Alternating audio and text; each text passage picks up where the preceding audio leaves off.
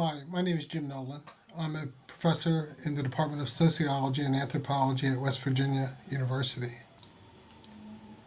In recent years, I've noticed that students and faculty alike get locked into competing views in ways that prevent intellectual growth, and more importantly, prevent us all from working together to solve social problems.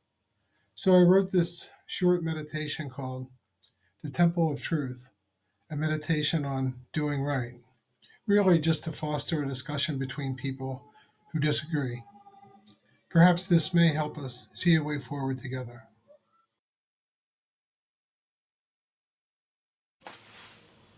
So get into a relaxed position and keep an open mind. Then I will take you on a short metaphorical journey to visit the Temple of Truth.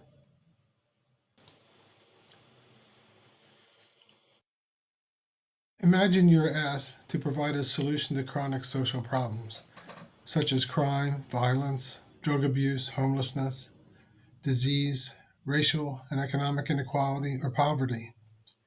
You want to do the right things. This means you must first see things the right way. What is the right way to see things?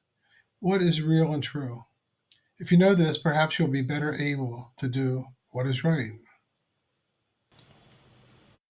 So you begin a journey to find what is real and true. As you prepare to set forth, you recognize you are leaving a place of comfort and familiarity. The world as you know it seems so natural and right. The people you love and respect also accept the world as it is, and you trust them. However, you're committed to knowing what is real and true in this world. So you set off, and before long, you find yourself in a dense forest of sacred ideas, perspectives, habits, theories, and assumptions. You understand that these are the things that never get questioned. Because of this, things tend to stay the same. This is how stable rates of social problems are maintained in a society. You struggle. It's hard to see a way forward. Unexpectedly, you reach a clearing. You can see in front of you a huge, ornate temple. There are many paths leading to the different doors of the temple. You feel energized and race to get a closer look. As you approach, you see a sign in front of you containing the words Temple of Truth. You think, this is perfect. It's exactly what I've been looking for. As you approach the temple, you can see there are signs all over the doors.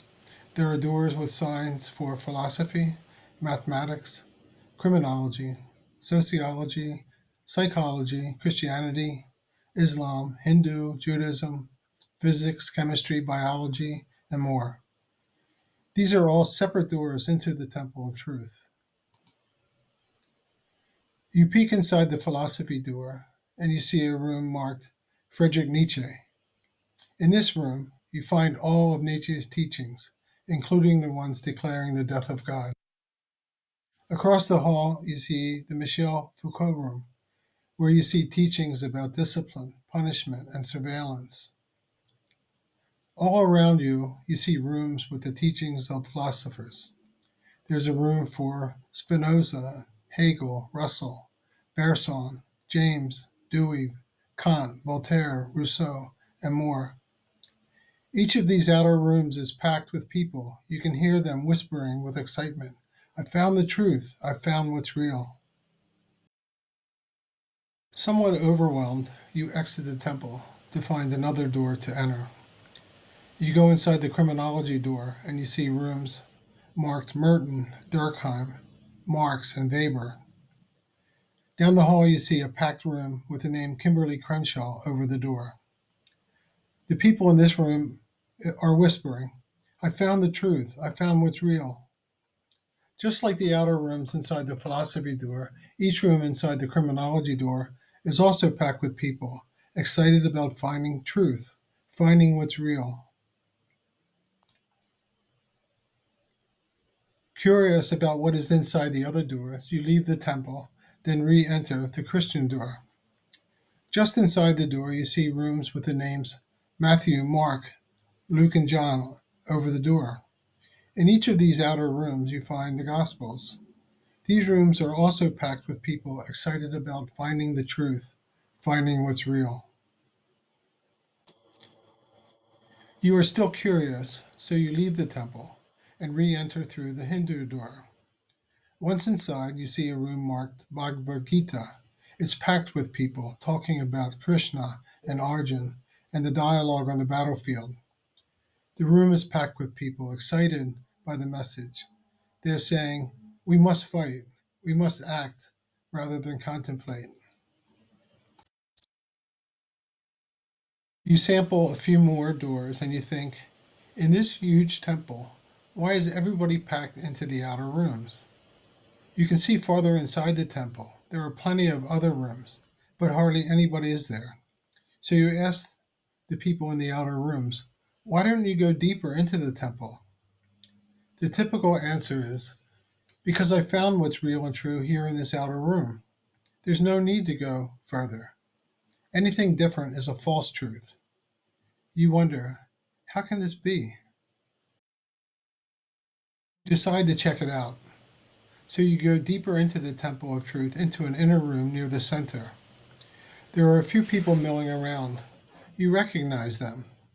You'd seen them earlier when you entered through different doors and experienced different outer rooms.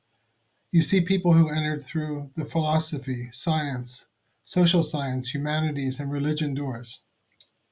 They say teachings in those rooms, outer rooms, were exciting. However, the many questions they raised and contradictions that emerged from them required the acceptance of fuzzy logic or unquestioned faith.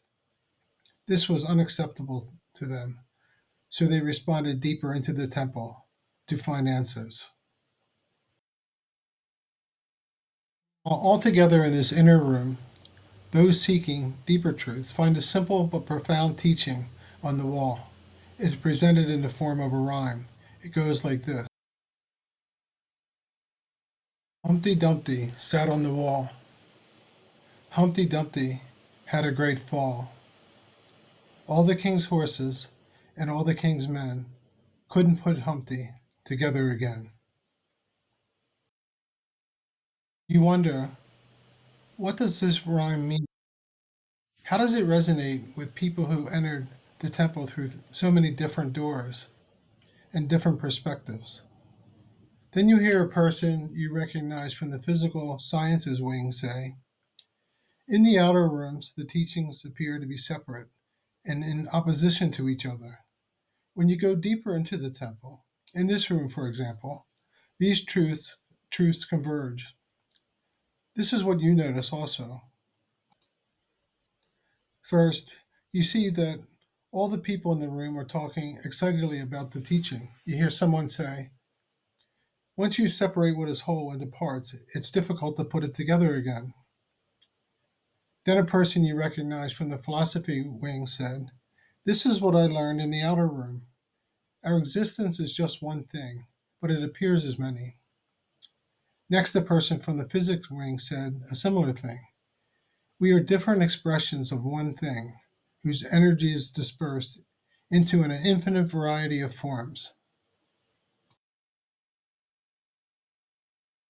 Then a person who entered through the Buddhism door said, this rhyme reflects our sacred teachings on the illusory nature of separate, independent, and permanent self.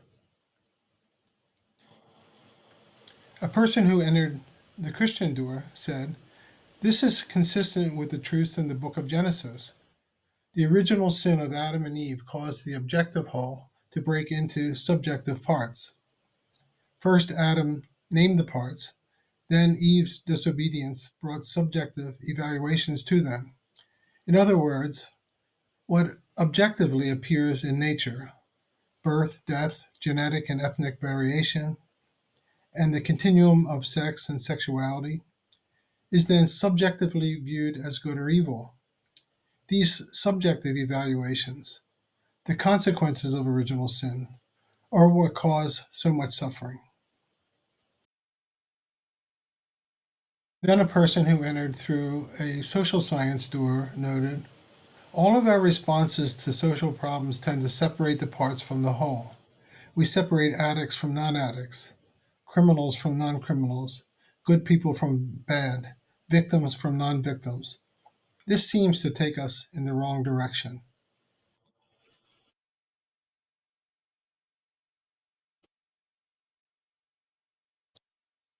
Now you can finally see things the right way.